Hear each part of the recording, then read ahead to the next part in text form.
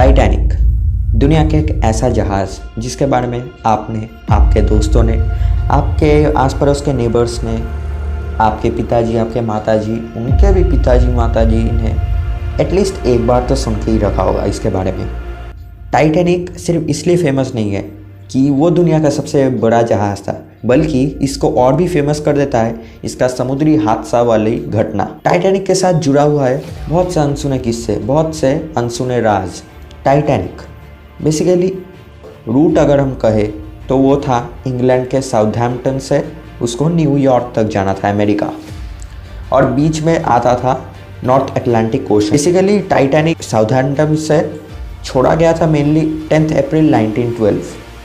Titanic रवाना हो गया और उसका कोलिशन जो हुआ था आइसबर्ग के साथ वो हुआ था 15 अप्रैल को 1912 का, मतलब जस्ट 5 दिन के बाद।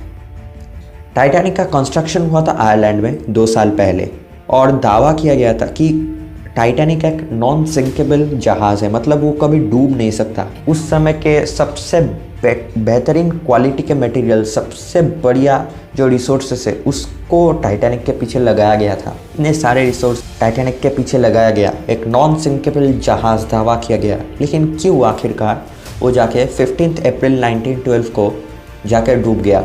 हाँ, मेजर रीज़न तो आपको पता ही है कि आइसबर्ग के साथ कोलिशन हुआ है, लेकिन एक फैक्टर यहाँ पे सिर्फ काम नहीं करता।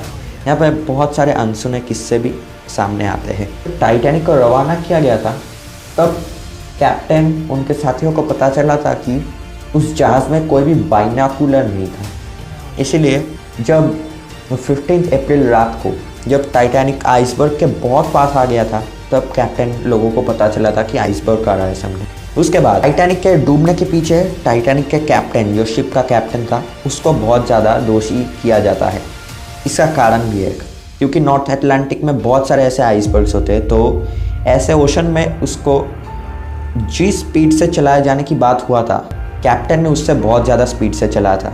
तकरीबन 22 नॉट्स के स्पीड से टाइटैनिक चल रहा था आगे। वो दुनिया का फास्टेस्ट जहाज़ बनाना चाहते थे टाइटैनिक को, इसलिए इतना हाई स्पीड रखा और इसीलिए वो आइसबर्ग के साथ बहुत जल्दी कोलाइड कर गया। एक और जो फैक्टर यहाँ पे आता है कि जब टाइटैनिक को छोड़ा गया था, रवाना किया गया था, तब टाइटैनिक के नीचे यहाँ पे एक ब्लैक स्पॉट या एक बर्न एरिया दिखा गया था। उस एरिया में बेसिकली जो जहाज़ के फ्यूल होता है जिससे जहाज़ चलता है वो सब यहाँ पे जलाया जाता है। सो इसीलिए वो बर्न एरिया या ब्लैक स्पॉट हो गया था।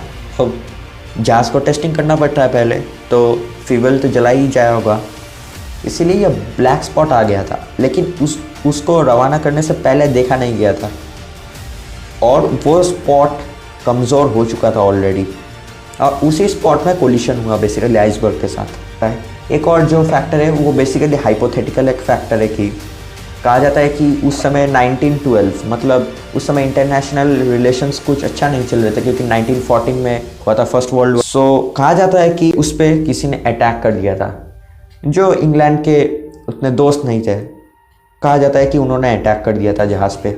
वैसे इसका कोई प्रूफ नहीं है और इसको कोई मान्यता नहीं देता इस समय। सो बेसिकली फ्रेंड्स, ये कुछ थे टाइटैनिक के डूबने के कुछ रीजंस, अनसुने किस्से। थैंक यू फ्रेंड्स, ऐसे इंफॉर्मेटिव वीडियो के लिए चैनल को सब्सक्राइब कीजिए। मिलते हैं नेक्स्ट वीडियो में।